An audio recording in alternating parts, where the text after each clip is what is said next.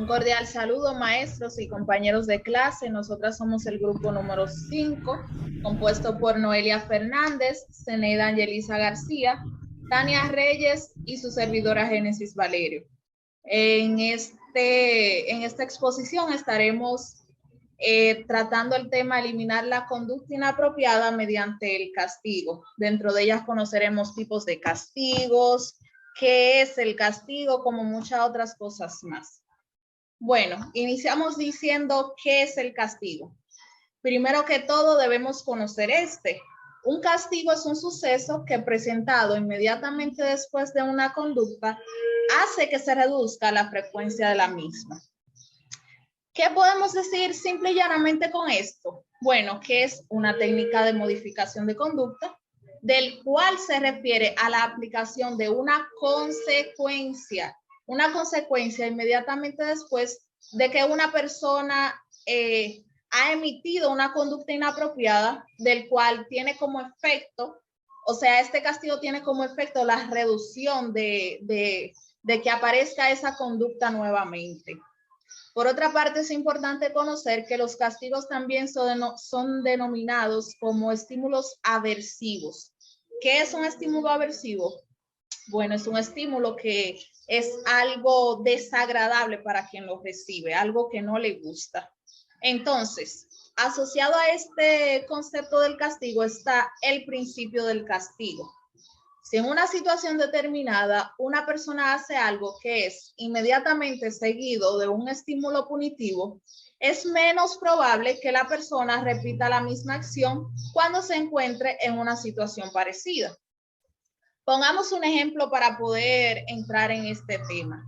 Tenemos al niño Ben de 7 años. En él se observó que tenía una frecuencia con que golpeaba a los demás alumnos y también a las personas que lo cuidaban.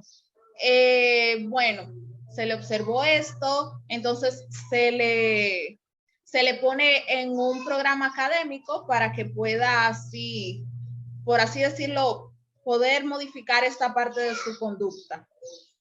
Aquí inicia el primer día y en ese primer día golpea a un compañerito. Por causa de esto, de haber golpeado a alguien, pues la maestra pone como un estímulo punitivo que se pare y se siente 10 veces. Como conociendo que estos estímulos son algo desagradable para quien los recibe, asimismo se quejaba Ben de que esto no le gustaba. Entonces, esta era como la consecuencia inmediata que tenía para así poder reducir esa conducta que tenía Ben. Entonces, para finalizar esta parte del tema, podemos decir que el castigo también afecta a nuestra parte de aprendizaje, porque tenemos un ejemplo de cuando la estufa está un poco caliente, le tocamos, ¿qué pasa con esto? Tenemos una quemadura. Entonces, con esto aprendemos a que si repetimos nuevamente esa acción de tocar la estufa, pues nos vamos a quemar. Entonces, aprendemos a no repetir la acción. Dentro de este tema, como bien dije, conoceremos los tipos de castigo. Tenemos el primero, el castigo que producen dolor. Estos suelen ser castigos físicos. Entonces, estos también son llamados como castigos incondicionados y suelen ser físicos, como bien dije, e incluyen todo tipo de estímulo punitivo, como por ejemplo, una galleta o una bofetada, como le decimos, un pellizco, en muchas ocasiones una descarga eléctrica, entre otras cosas más. Entonces, esto hace que se activen los receptores del dolor, otros receptores sensoriales que habitualmente provocan esa sensación de dolor o de malestar en la persona. Luego tenemos las reprimendas. Estas suelen ser verbalizaciones negativas. Inmediatamente después, son contingentes con la conducta inadecuada porque suelen acompañarse de miradas fijas o de un apretoncito en el brazo. Por ejemplo, tenemos un niño y el padre le dice, no toques eso. El niño va y lo toca, ya con el furor que tiene el padre, pues va y agarra su bracito tiene un apretoncito y le dice, muchacho, yo te dije que eso no se hace. Luego tenemos el tiempo fuera. El tiempo fuera es trasladar desde una situación reforzante a otra situación que lo es menos. Entonces, inmediatamente después de que un niño ha llevado una conducta específica, por lo que puede interpretarse como una reducción de oportunidades para obtener refuerzos. Este tiempo fuera, como bien lo dice, va de un periodo de, podemos decir, 2 minutos, 5 minutos o aproximadamente 10 minutos.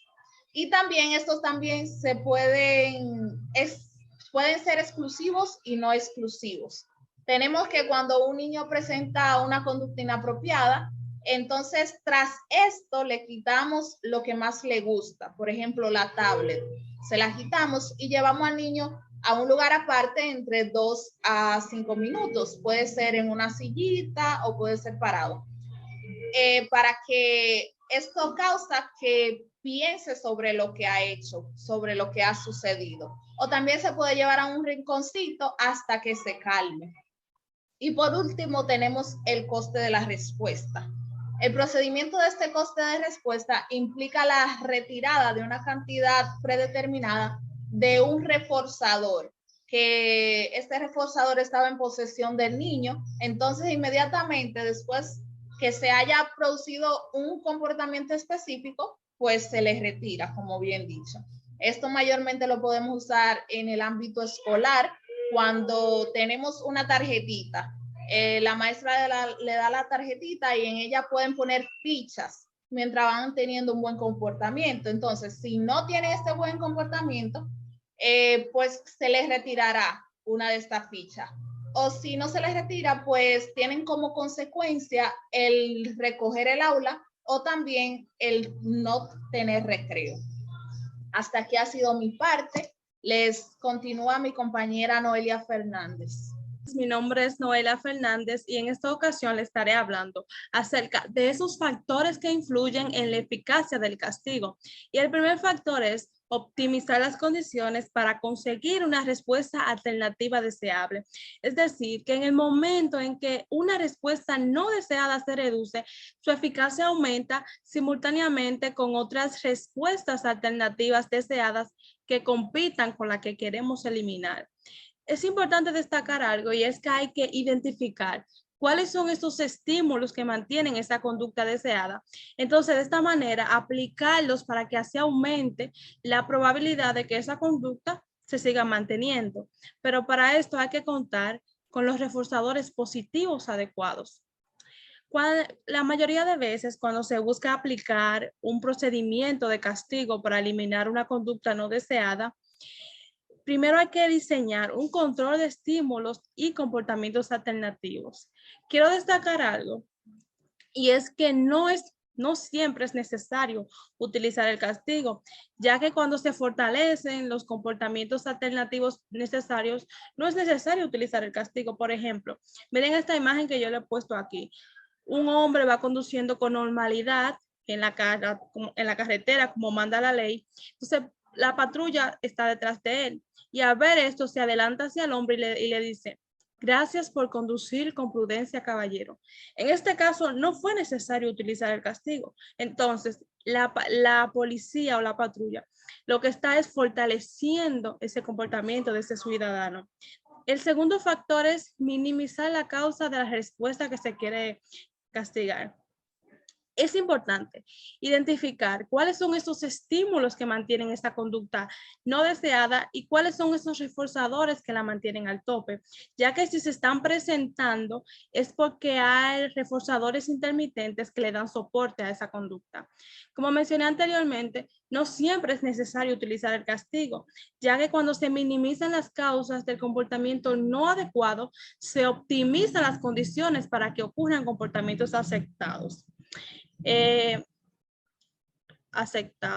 Entonces, estos últimos compiten con los primeros hasta que logran suprimirlos o eliminarlos.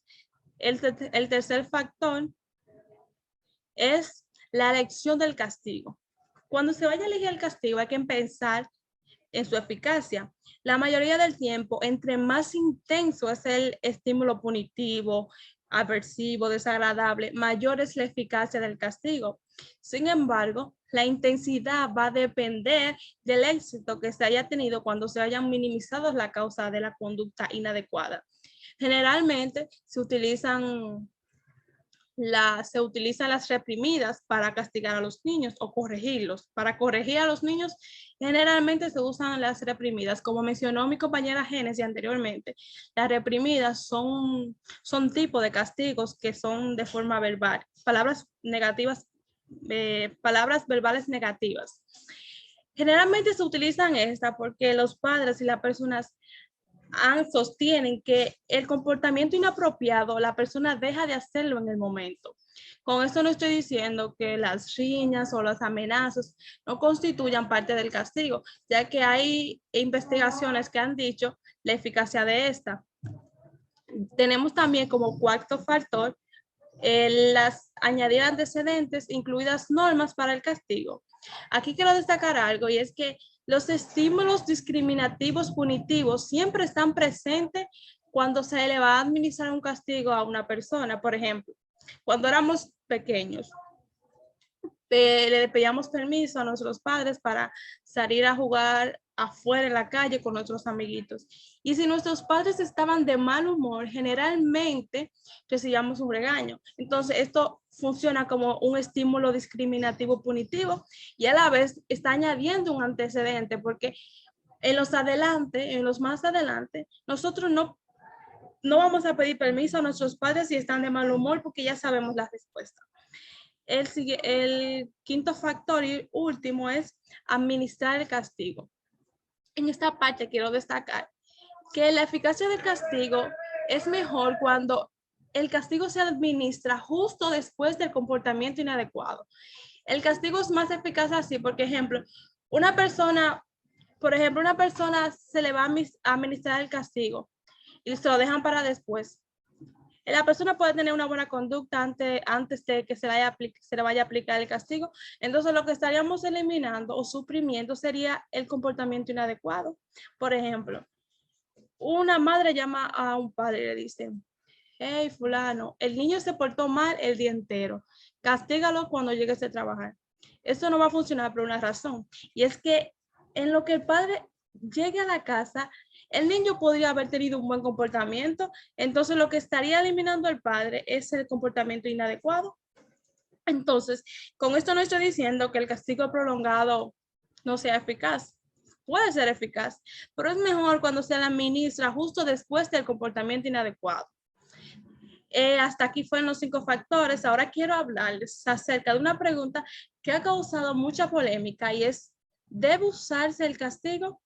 Esta pregunta ha generado mucha polémica incluso antes de la modificación de la conducta.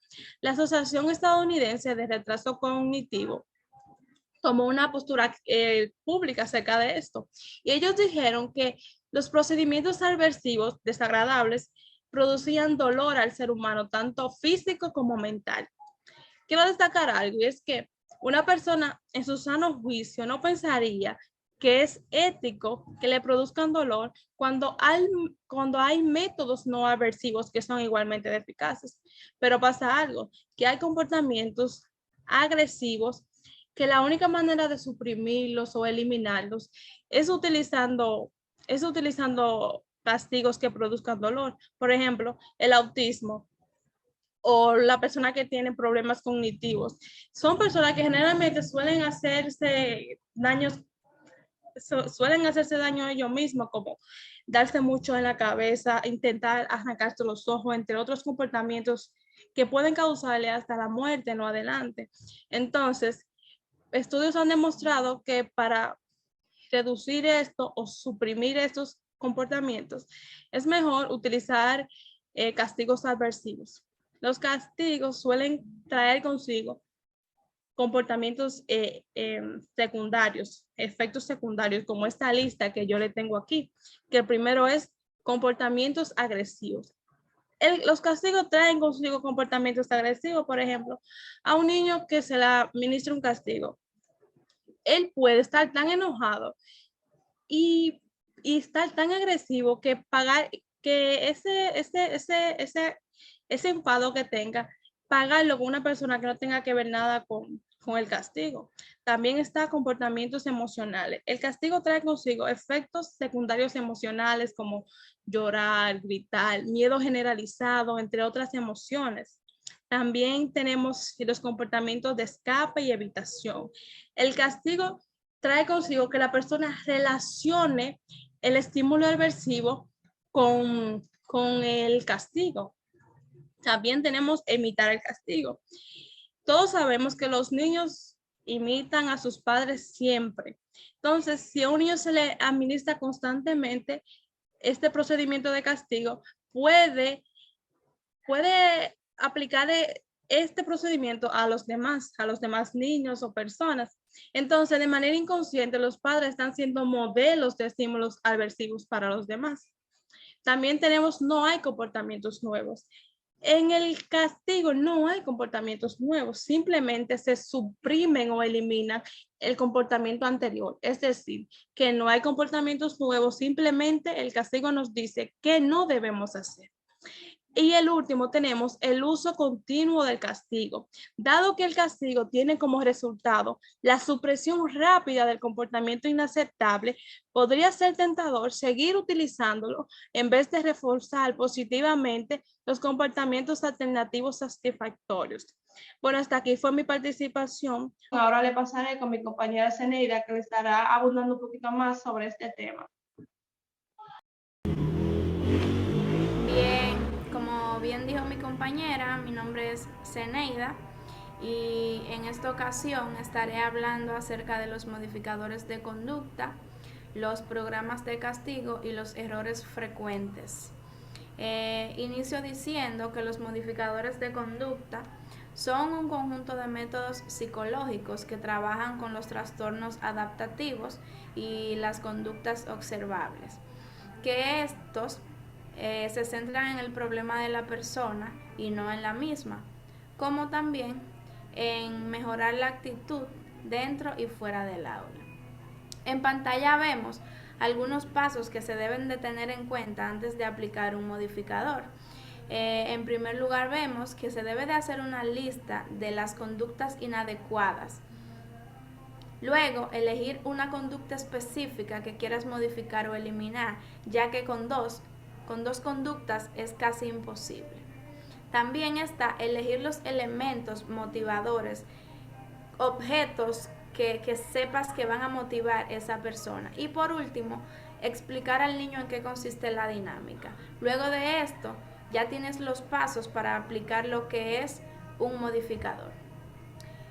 Por otro lado, Génesis continúa, están los programas de castigo, que son un conjunto de pasos previos lógicos y organizados antes de aplicar el mismo, y estos se llevan a cabo luego o inmediatamente de que aparezca la conducta que quieres modificar o que se quiere eliminar.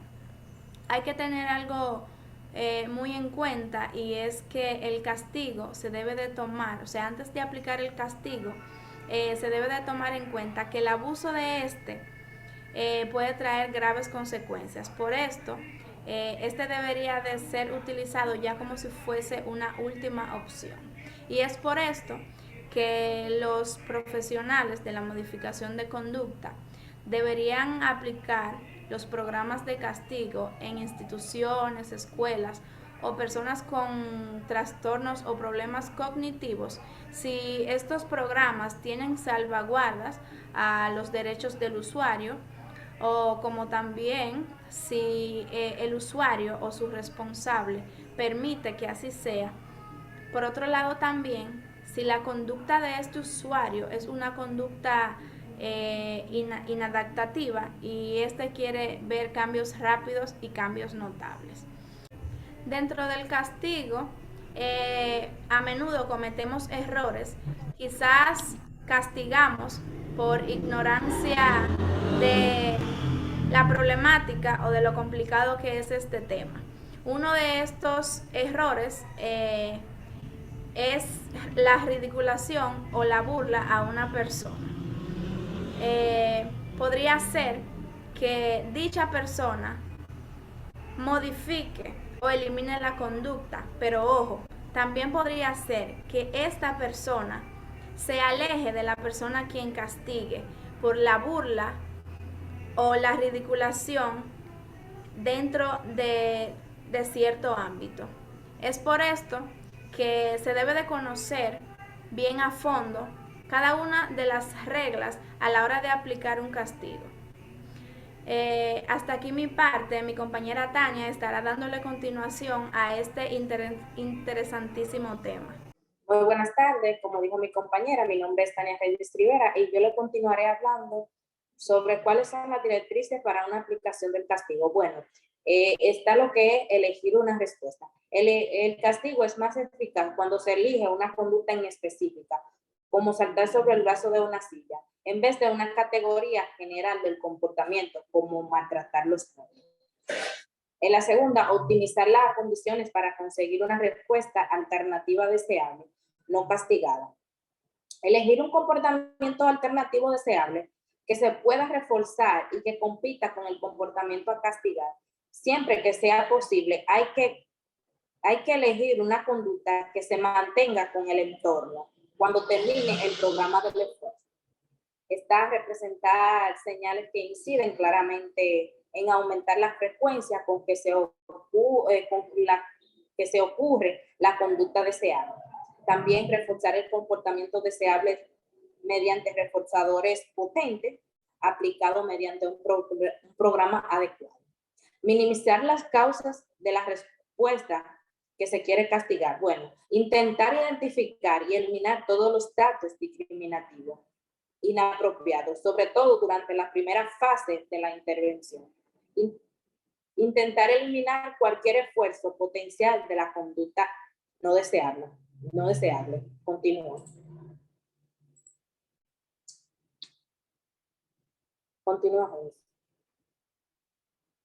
Bueno, también vemos aquí la elección de un castigo eficaz. Elegir un castigo eficaz que pueda aplicarse inmediatamente después de una aparición en la conducta inadecuada. Quien imparte el castigo ha de ser alguien que de ninguna manera empareje con el reforzamiento positivo de la conducta inapropiada. Elegir un castigo que se pueda presentar inmediatamente después de cualquier aparición del comportamiento adaptativo. También está presentar estímulos discriminativos, punitivos claros. Explicar los aprendices sobre los programas de comenzar. Por ejemplo, dar señales de aviso. Esto es un recordatorio, como por ejemplo, tienes que esperar a mamá antes de cruzar. Bueno, también tenemos lo que es administrar el castigo. Administrar el castigo es inmediatamente después de todos los casos en que aparezca la respuesta. Administrar el castigo de manera tranquila y desapasionada. Tener la preocupación de no emparejar el castigo de la conducta no deseable con el refuerzo de la misma. Continúa. Bueno, por último, tenemos los registros de los datos. Con todos los programas de intervención con el castigo, hay que llevar a cabo el registro minucioso de los datos para estimar los efectos de los mismos. Bueno, hasta aquí ha sido mi parte. Lo dejo con nuestra compañera Génesis, que estará dando la última culminación. Bueno, muchas gracias. Hasta aquí hemos concluido este grandioso tema, el cual nos enseña cómo podemos manejarnos con el castigo. Esperando que haya sido de total conocimiento para todos nosotros y esperando poder aplicarlo en nuestro diario vivir, pero no para la negatividad, sino para la modificación de la conducta inadecuada. Muchas gracias.